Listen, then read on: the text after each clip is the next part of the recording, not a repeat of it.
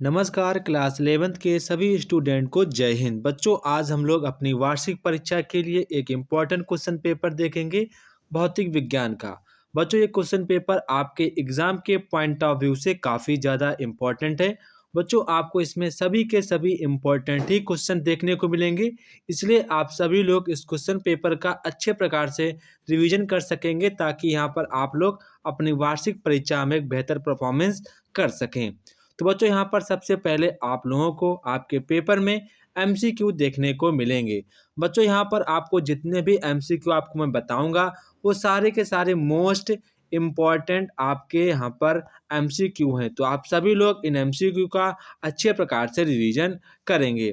तो बच्चों, यहाँ पर आपका पहला क्वेश्चन है, वेग प्रवणता का विमीय सूत्र क्या है। बच्चों, ये क्वेश्चन अक्सर पूछ दिया जाता है। आपके चैप्टर फर्स्ट है, यहाँ पर क्लास 11th में जो हमारा फिजिक्स में जो हमारा यहाँ पर फर्स्ट चैप्टर है विमीय सूत्र, जो यहाँ पर काफ़ी ज़्यादा विमाएँ हैं जो आपको यहाँ पर याद करनी पड़ती हैं। तो उन्हीं से हमारा एक क्वेश्चन बन के आया है, वेग प्रवणता का विमीय सूत्र क्या है। तो बच्चों, यहाँ पर जो हमारी वेग प्रवणता का जो सूत्र होता है वो t⁻⁻1 होता है। कई बच्चों ने इसको याद कर रखा होगा, पर यहाँ पर इसमें ऐसा कहीं नहीं दिया गया, पर इसको हम लोग ऐसे भी लिख सकते हैं, m⁻0 l⁻0 t⁻⁻1, इसको हम लोग ऐसे भी लिख सकते हैं। तो यहाँ पर हमको करना क्या है, यहाँ पर हमको t⁻⁻1 देखनी है और साथ में m⁻0 l⁻0 मुझे देखनी है। तो इसके रिगार्डिंग बच्चों यहाँ पर हमारा ऑप्शन नंबर बी वाला करेक्ट आंसर हो जाएगा। इसके बाद यहाँ पर आप देखेंगे कि आपका यहाँ पर क्वेश्चन नंबर 2 है, यदि एक कण द्वारा 3i प्लस जे कैप माइनस के 2 कैप न्यूटन का बल लगाकर उसे इतनी दूरी तक विस्थापित किया गया है, तो यहाँ पर किया गया कार्य क्या होगा। तो बच्चों, यहाँ पर किया गया कार्य पूछा गया, तो कार्य का यहाँ पर हमारा सूत्र हो जाएगा F vector dot D vector. ये हमारा इसका फार्मूला होता है, आप लोगों ने पढ़ा होगा। तो हम लोग इसी फार्मूले का यूज करेंगे।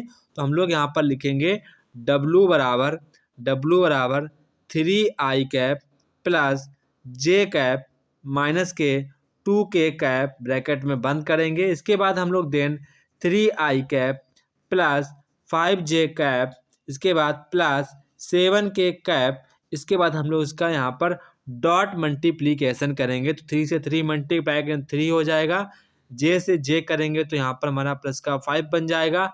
इसके बाद -2 का करेंगे 7, तो यहाँ पर हमारा 14 बन जाएगा। इसके बाद यहाँ पर 9 और 5 कितने होते हैं, 9 5 14 हो जाएंगे। यहाँ पर हमारा भी यहाँ पर 14 है, तो इससे कट जाएगा, तो फाइनली 0 आ जाएगा। यानी किया गया कार्य हमारा कितना है, 0 जूल। कितना है, 0 जूल। तो यहाँ पर हमारा ऑप्शन नंबर बी वाला करेक्ट आंसर हो जाएगा। इसके बाद यहाँ पर आप देखेंगे क्वेश्चन नंबर 3। तो क्वेश्चन नंबर 3 यहाँ पर कह रहा है कि यदि किसी वृत्तीय पथ पर कण के नियत कोणीय वेग के लिए पथ की जो त्रिज्या है दोगुनी कर दी जाए तो रेखीय वेग क्या होगा। तो बच्चों, यहाँ पर रेखीय वेग में आपको क्या चेंजेस देखने को मिलेगा, ये आपसे यहाँ पर पूछ रहा है कि रेखीय वेग हमारा घटेगा कि 2 गुना होगा कि 4 गुना होगा, मतलब कि उसमें क्या आपको चेंजेस देखने को मिलेगा। तो बच्चों, अगर हम लोग यहाँ पर किसी भी वृत्तीय पथ की त्रिज्या जो हमारी दोगुनी कर देंगे तो उसकी जो हमारी यहाँ पर रेखीय वेग होगा वो भी 2 गुना हो जाएगा। तो इसके रिगार्डिंग बच्चों यहाँ पर हमारा ऑप्शन नंबर बी वाला करेक्ट आंसर हो जाएगा। इसके बाद क्वेश्चन नंबर 4 यहाँ पर कह रहा है कि किसी पिंड के लिए जड़त्व आघूर्ण तथा कोणीय त्वरण के मल्टीप्लीकेशन को कहते हैं। इसको हम लोग क्या कहते हैं, बल आघूर्ण। क्या कहते हैं, बल आघूर्ण। तो यहाँ पर हमारा ऑप्शन नंबर बी वाला करेक्ट आंसर हो जाएगा। इसके बाद क्वेश्चन नंबर 5 यहाँ पर कह रहा है कि ग्रहों की गति में कौन सी भौतिक राशि संरक्षित रहती है। मतलब कि कौन सी, जो हमारी जब ग्रह गति करते हैं तो हमारी कौन सी भौतिक राशि संरक्षित रहती है, आपसे यहाँ पर पूछ रहा है। तो बच्चों, कौन सी भौतिक राशि संरक्षित रहती है, रेखीय संवेग। आप ध्यान रखेंगे, रेखीय संवेग भौतिक राशि हमेशा संरक्षित रहती है, मतलब कि उसमें कोई भी आपको चेंजेस देखने को नहीं मिलता है।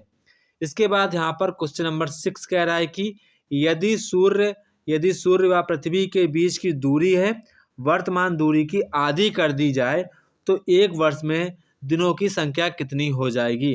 तो बच्चों एक वर्ष में जो हमारी दिनों की संख्या हो जाएगी वो 129 डे ही बचेंगे अगर उनके बीच की दूरी आधी कर दें तो। ठीक है, इसके बाद यहाँ पर आप लोग क्वेश्चन नंबर 7 देखेंगे। यदि पृथ्वी अपने अक्ष के परितः अचानक घूमना बंद कर दे तो गुरुत्वीय त्वरण का मान होगा। तो गुरुत्वीय त्वरण का मान क्या होगा, उसमें आपको क्या चेंजेस देखने को मिलेंगे। तो बच्चों हमारा क्या होगा, बढ़ जाएगा। क्या होगा, बढ़ जाएगा।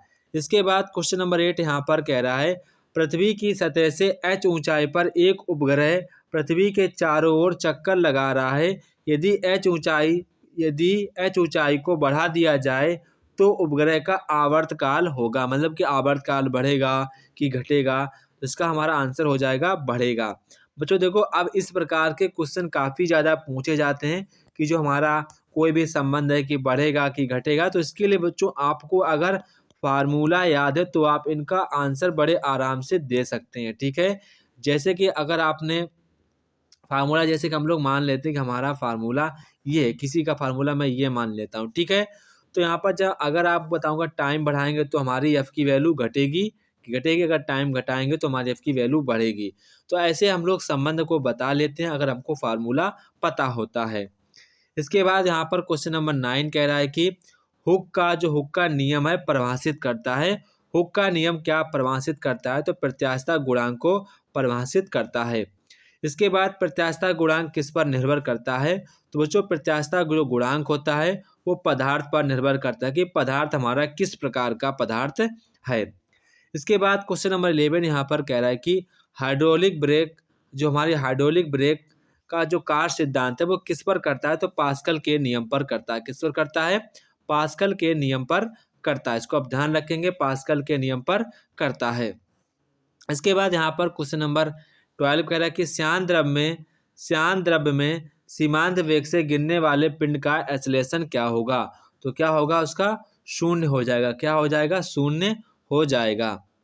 इसके बाद क्वेश्चन नंबर 13 यहाँ पर कह रहा है कि वर्षा की दो बूंदें जो हैं, वर्षा की दो बूंदें, दो गोलाकार बूंदों की जो त्रिज्या है 1:2 है, अनुपात में है। अंतिम वेगों का अनुपात क्या होगा, तो 1 उनका 4 हो जाएगा। ये काफ़ी ज़्यादा इंपॉर्टेंट क्वेश्चन, आप इसको यहाँ पर ध्यान रखेंगे।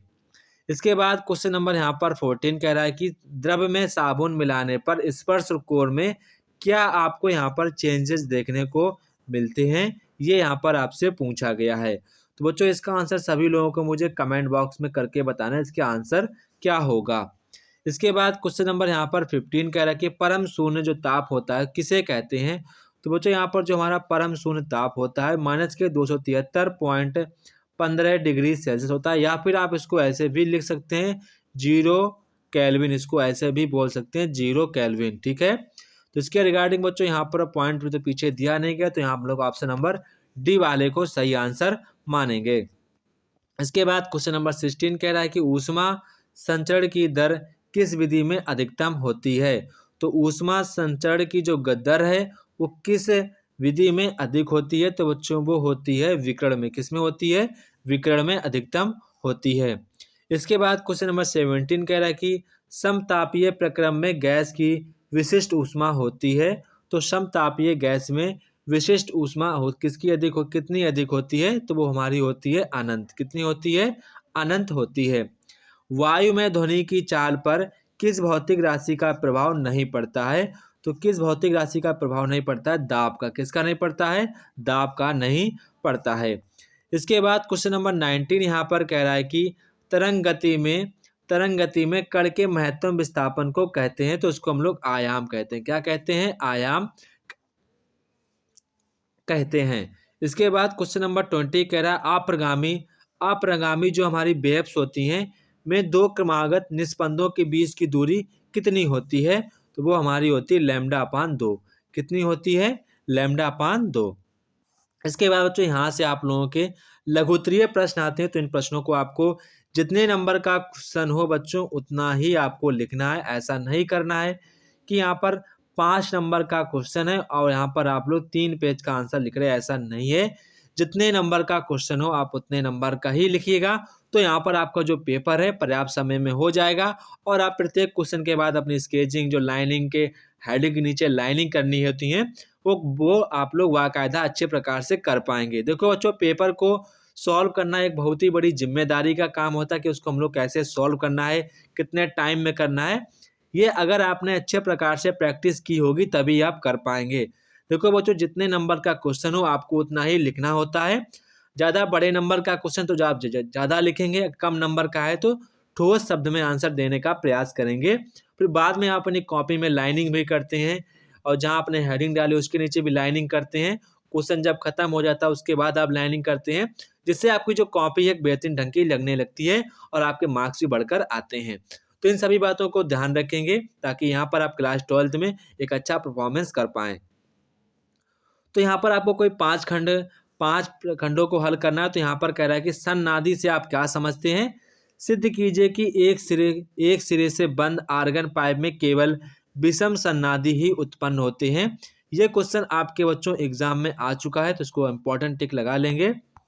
इसके बाद क्वेश्चन नंबर यहाँ पर खा कह रहा है कि विस्पंद किसे कहते हैं? एक अज्ञात आवृत्ति का स्रोत एस 250 हर्ट्ज आवृत्ति के स्रोत के साथ 8 विस्पंद तथा 270 हर्ट्ज आवृत्ति के स्रोत के साथ 12 विस्पंद उत्पन्न करता है। तो यहाँ पर कह रहा है कि स्रोत की आवृत्ति की आपको यहाँ पर गणना करनी है।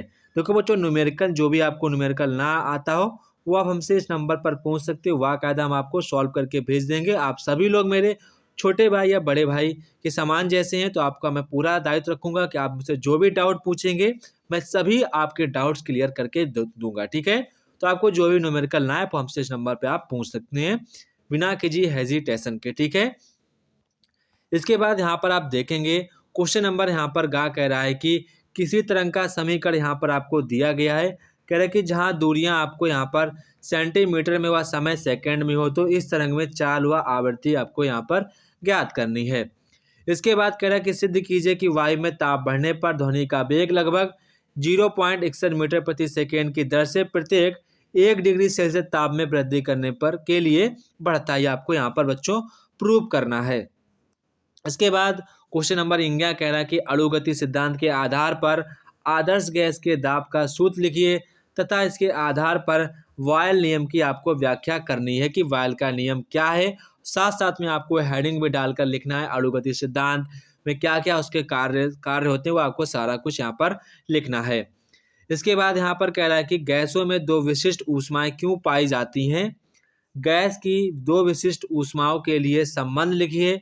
दोनों विशिष्ट ऊष्माओं को परिभाषित भी आपको करना है।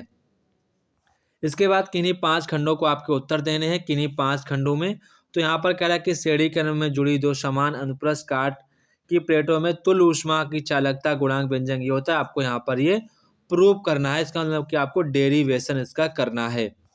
इसके बाद खा क्वेश्चन यहाँ पर कह रहा है कि क्षेत्रीय प्रसार गुणांक रेखीय प्रसार गुणांक में आपको संबंध स्थापित करना है। वेरी वेरी इंपॉर्टेंट क्वेश्चन, इसको आप ध्यान रखेंगे। 8 त्रिज्या की एक बूंद 27 छोटी समान त्रिज्या की बूंदों से टूट जाती है और द्रव्य का पृष्ठ तनाव T है, तो ऊर्जा में परिवर्तन की आपको गणना करनी है। इसके बाद क्वेश्चन नंबर घ कह रहा है कि स्टोक का नियम लिखिए। इससे शांत द्रव्य में गिरते किसी ठोस गोले का सीमांत वेग आपको यहाँ पर ज्ञात करना है। इसके बाद क्वेश्चन नंबर यहाँ पर गा कह रहा है कि गुरुत्वीय स्थिति ऊर्जा से आप क्या समझते हैं? पृथ्वी की सतह पर रखे m द्रव्यमान के पिंड की गुरुत्वीय स्थिति ऊर्जा के लिए व्यंजक आपको यहाँ पर प्राप्त करना है। सिद्ध कीजिए, यहाँ पर कह रहा है कि सिद्ध कीजिए कि प्रक्षेप जो पद होता है वो परवलयाकार होता है। जैसे आप कोई कण को फेंकते हो उसका जो पथ होता है वो परवलयाकार होता है। इस कथन को आपको सर्वप्रथम किसने सिद्ध किया था, ये भी आपको यहाँ पर बताना है। तो ये था बच्चों हमारे क्लास 11 का फिजिक्स का इम्पोर्टेंट क्वेश्चन पेपर। आप सभी लोग इस क्वेश्चन पेपर का अच्छे प्रकार से रिवीजन करेंगे। अगर आपको ये पेपर चाहिए तो आप लोग हमें इस नंबर पर यहाँ पर पेपर को मांग सकते हैं। आपको मैं पेपर भेज दूंगा। PDF जो भी लोग मांगेंगे आपको PDF भी भेज दी जाएगी। ठीक है, इस नंबर को आप लोगों को व्हाट्सएप मैसेज करना है। ठीक है।